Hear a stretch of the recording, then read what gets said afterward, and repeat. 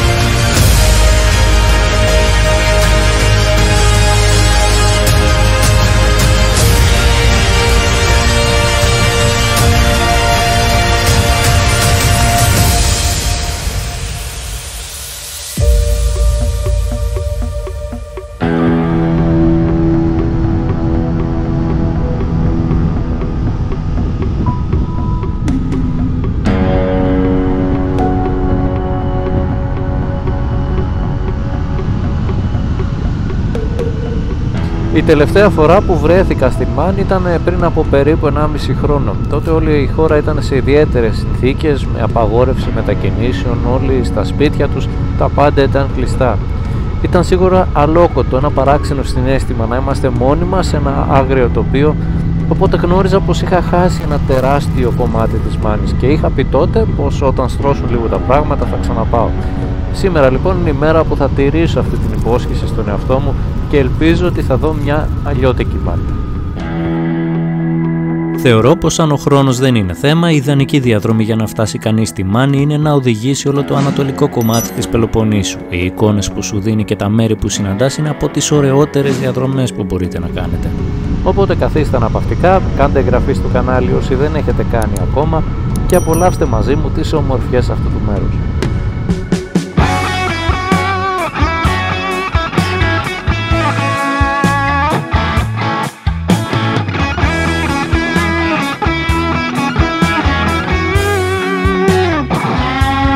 Για να κάνουμε και λίγη γεωγραφία, η Μάνη καταλαμβάνει το χώρο της μεσαίας Χερσονήσου στα νότια παράλια της Πελοποννήσου. Ξεκινάει κάπου νότια της Καλαμάτας, εκεί στη σκιά του Ταΐγετου, και εκτείνεται από τις πεδιάδες με τις πορτοκαλιές που είναι βόρεια του Γηθίου και φτάνει μέχρι και το ακροτήριο Τέναρο, εκεί που είναι ένας φάρος.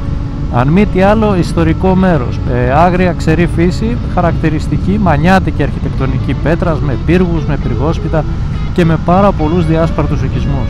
Ένα τοπίο πραγματικά ξεχωριστής ομορφιάς.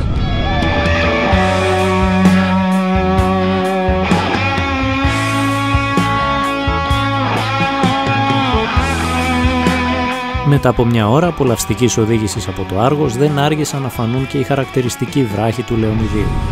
Και φτάσαμε στο Λεωνίδιο με τους χαρακτηριστικούς κόκκινους βράχους. Εδώ θα βρείτε περίεργες πινακίδες γραμμένες στην τσακωνική διάλεκτο που μιλάνε εδώ. Όπως αυτή που μόλις περάσαμε που λέει «Καούρε, κάνατε τον Αγιελίδη», δηλαδή «Καλώς ήρθατε στο Λεωνίδιο». Καταλαβαίνω τίποτα.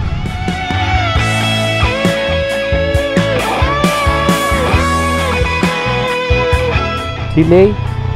Πες μου σε παρακαλώ ότι έχουμε πάρει τα διαβατηρία μας μαζί.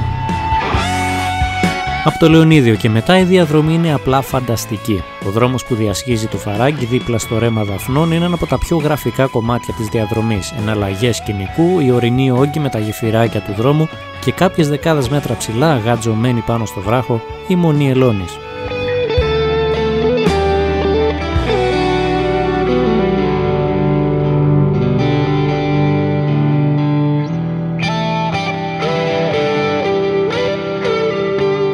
Στα νότια λοιπόν του Πάρνονα, μεταξύ Λεωνιδίου και Κοσμά, στα 650 μέτρα ύψος, σε ένα κατακόρυφο βράχο χτίστηκε η Μονή εδώ τμηματικά, ξεκινώντας από μερικούς βοσκούς της περιοχής ως ένα εκκλησάκι το 1400 και φτάνοντας στη σημερινή της μορφή στις αρχές του 1800. Είναι μια γυναικεία μονή και ζουν σε αυτή μόλις 4 μοναχές. Γενικά προτιμώ να επισκέπτομαι μοναστήρια όχι τόσο για το θρησκευτικό τους ενδιαφέρον, αλλά περισσότερο για την αρχιτεκτονική και το τοπίο. Στις περισσότερες των περιπτώσεων έχουν κάτι το οποίο σε εντυπωσιάζει. Και αυτό το μοναστήρι, το μέρος που χτίστηκε και ο τρόπος, σίγουρα σε εντυπωσιάζουν. Όμως, όπως και άλλα πολλά μοναστήρια, μου άφησε την αίσθηση περισσότερο μιας τουριστικής μονής, κάτι που δεν συμπαθώ ιδιαίτερα. Οπότε αν το εξαιρέσουμε αυτό, αν θέλετε να πάρετε μαζί σας την εντυπωσιακή πανοραμική εικόνα του βουνού της περιοχής με το δρόμο κάτω και το ποτάμι, σίγουρα θα σας αρέσει.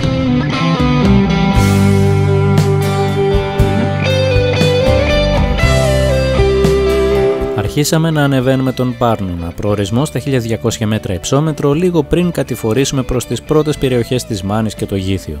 Μια ομάδα από ψηλές βουνοκορφές σε καλωσορίζουν σε ένα άγριο πανέμορφο σκηνικό. Μέχρι που θα περάσει στα 800 μέτρα. Εκεί αλλάζει χρώματα και σχήματα ο καμβάς για να δημιουργήσει μια άλλη εικόνα. Από μινάρια από το χιόνι του χειμώνα στην άκρη του δρόμου, το θερμόμετρο να πέφτει αισθητά και μια διαδρομή μέσα στα ελατοδάση της Αρκαδίας που καταλήγει στο μπαλκόνι της Κινουρίας, τον Κοσμά.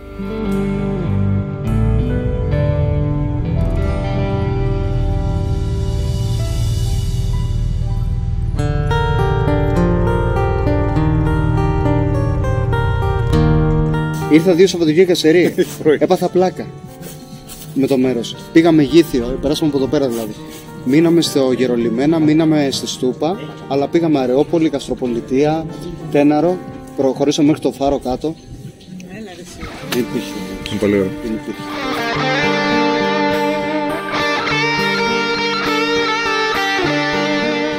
Καθίσαμε και απολαύσαμε παραδοσιακό ελληνικό καφέ κάτω από έναν από τους 7 υπεραιωνόβιους πλάτανους της πλατείας, εκεί όπου ο κύριος Θοδωρής με το δικό του τρόπο μας έδωσε μια εικόνα του χωριού το χειμώνα.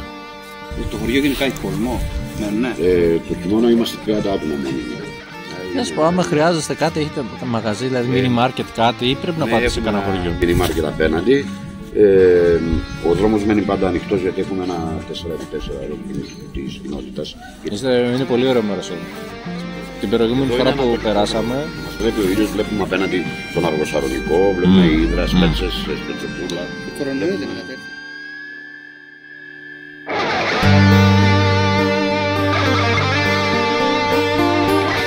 Είναι ωραίο να μιλάς με ανθρώπους που μένουν και ζουν στο μέρος που επισκέπτεσαι.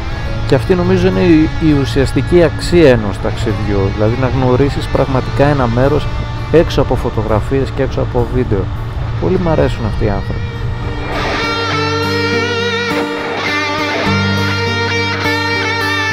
Χωρίς να το καταλάβουμε, λίγη ώρα αργότερα βρεθήκαμε εκεί που χτυπάει η καρδιά της παραγωγής, ανάμεσα στους ατελείωτους πορτοκαλώνες της Λακωνίας, στο κατόφλι του Γηθίου.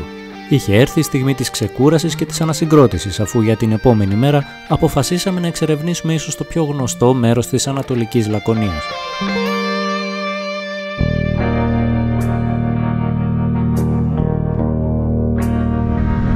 Πρόκειται για ένα από τα ομορφότερα και γραφικότερα κατά τη γνώμη μου κάστρα στην Ελλάδα, που βρίσκεται σε έναν βράχο, ο οποίος μετά από ένα φοβερό σεισμό αποσχίστηκε από τη στεριά.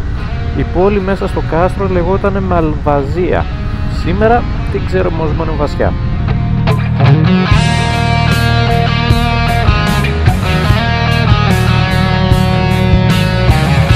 Όταν μεγαλώσω θέλω να πάρω μια τέτοια. Υφή! Μια τέτοια να πάρει. Το είχα απορία, το είδα από μακριά και ήθελα να δω τι μάρκα είναι. Πόσα κυβικά είναι? 700. Πόσα? 700, Ωραίο είναι. Δεν είναι δύο κατασκευή. Εσύ το έφτιαξες? Όλο το χέρι, μπρος πίσω, πυρού και όλα. Έλα ρε. Σούπερ είναι, σούπερ. Άντε καλές βόλτες να έχεις. Ήρθαμε λοιπόν και στο επωνομαζόμενο Γιβραλτάρ της Ανατολής. Θυμάστε τι είχε γίνει στο βίντεο την τελευταία φορά που είχαμε έρθει εδώ με τον αέρα στον Πάρνονα? Ακόμα τρέχει ο Κεντέρης. Πανέμορφη Καστροπολιτεία, παιδιά, τι να λέμε τώρα.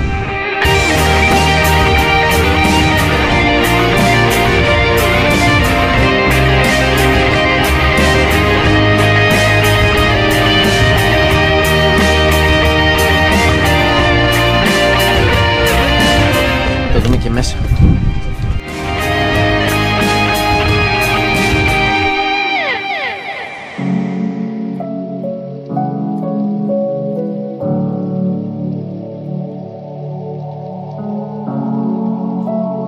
«27.000 σκαλοπάτια και 3 εμφράγματα μετά, ακόμα ανεβαίνεις».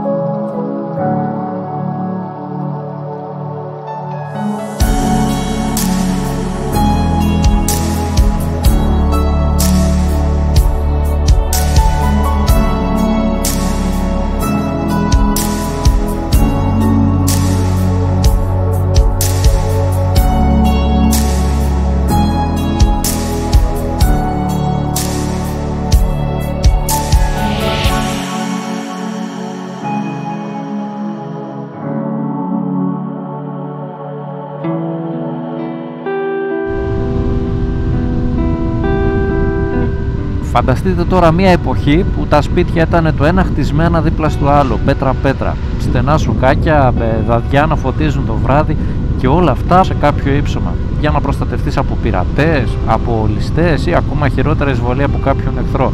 Ένα σκηνικό που κάποτε ήταν πραγματικότητα σε αυτά τα μέρη. Και αν πέρασε ο χρόνος και αυτά μαζί, έμειναν όμως κάποια κομμάτια πίσω να τα θυμίζουν και εκεί πάμε τώρα. Σύμφωνα με το φίλο μας τον Πέτρο, είναι η καλύτερη ώρα τώρα. Για να δούμε αν έχει δίκιο.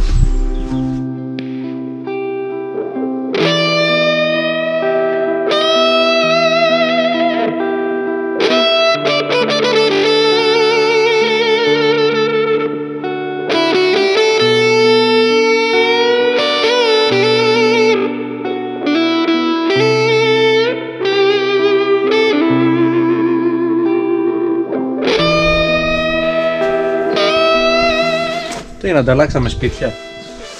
Εγώ σφουγγαρίσει, πρόσεχε πως μπαίνει μέσα.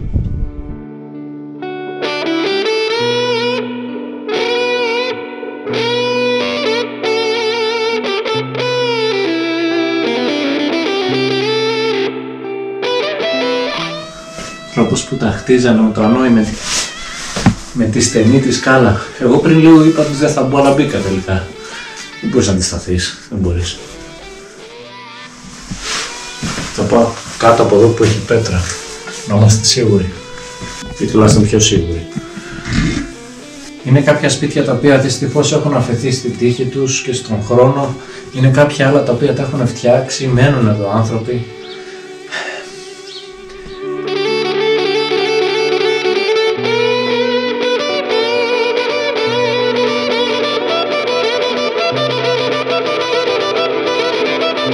Τι είπες τώρα?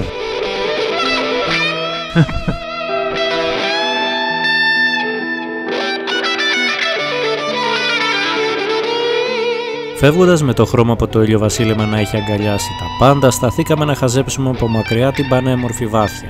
Είναι ώρα για ξεκούραση, γιατί το επόμενο πρωί θα μας βρει και πάλι στο δρόμο, να ανεβαίνουμε αυτή τη φορά προς το βορρά.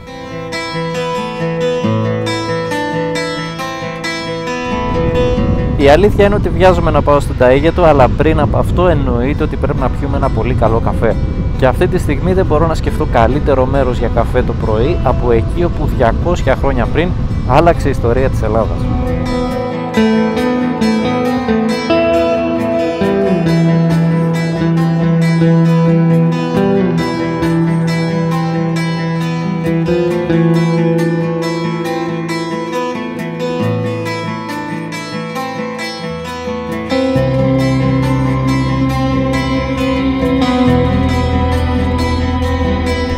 Το ξεχωριστό με τη συγκεκριμένη πλατεία που βρίσκεται εδώ στην Αρεόπολη είναι το εξής, ότι στις 17 Μαρτίου του 1821 οι πρόκριτοι της περιοχής εδώ ζήτησαν από τους ηγέτες τους να ξεκινήσει από εδώ η Ελληνική Επανάσταση. Μπορεί εμείς να το έχουμε σαν 25η Μαρτίου, αλλά ουσιαστικά η Επανάσταση ξεκίνησε λίγες ημέρες μετά σε διάφορα μέρη της Ελλάδας. Αυτό λοιπόν βρήκε σύμφωνους τους αρχηγούς και συμφωνήθηκε να μαζευτούν εδώ όλοι οι μανιάτες οπλαρχικοί και από αυτό εδώ το σημείο ουσιαστικά να ξεκινήσει η Επανάσταση εδώ στη Μάνη, το οποίο οδήγησε στην απελευθέρωση της Καλαμάτας. Και σήμερα φυσικά είναι το κέντρο της Αρεόπολης. Η Μάνη, η γη της πέτρας και της ελιάς, παραμένει ένας τόπος αυθεντικός και υπερήφανος. Έχει μια επιβλητική γοητεία με τα πυργόσπιτα να σκεπάζουν τα σμαραγδάνια νερά της και ταυτόχρονα αποτελεί πρόκληση να την εξερευνήσεις με τη μηχανή σου και να βρεις όλες αυτές τις αντιθέσεις που έχει να σου προσφέρει. Εμείς ακολουθήσαμε το παραλιακό οδικό δίκτυο για να φτάσουμε μέχρι την Καλαμάτα και από εκεί θα ανέβουμε στον Ταΐγετο για να περάσουμε από τον δρόμο που πολλοί έχουν γράψει και ακόμα περισσότεροι έχουν λατρέψει.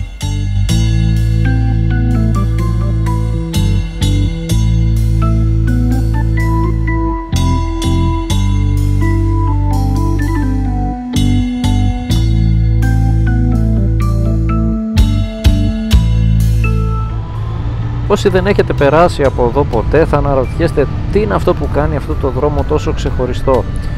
Δεν είναι τόσο εύκολο να το εξηγήσω. Σίγουρα είναι η εικόνα με τα άγρια τα βουνά. Σίγουρα είναι η χάραξη του δρόμου με στροφή, ξανά στροφή και άλλη στροφή. Και μιλάμε για έναν δρόμο που είναι κακός και κάποτε ταλαιπωρούσε όλους όσους ταξίδευαν μεταξύ Καλαμάτας και Σπάρτης. νομίζω ότι θα αφήσω την εικόνα να μιλήσει, γιατί εγώ δεν έχω τα σωστά λόγια.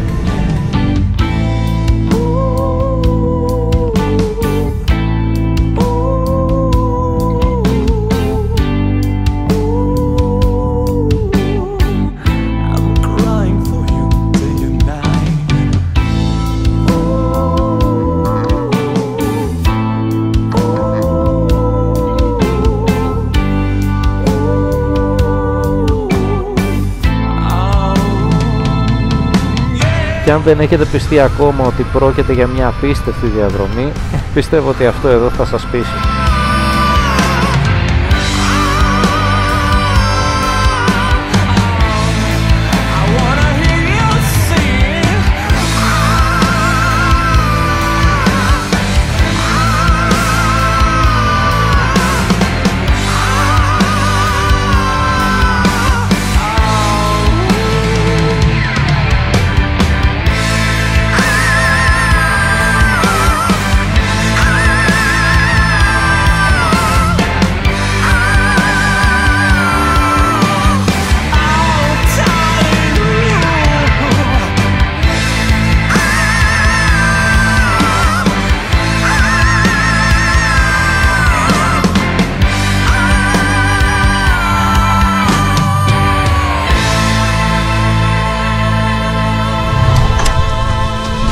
Μια στάση επιβάλλεται.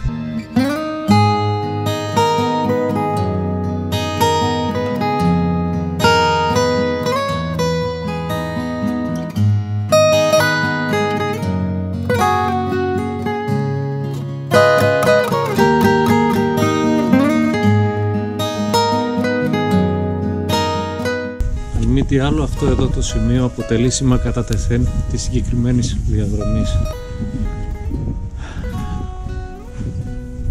Και είναι πολλοί αυτοί που εκδράμουν στο εξωτερικό για να δουν τοπία τα οποία λένε ότι δεν υπάρχουν εδώ στην Ελλάδα. Beat this.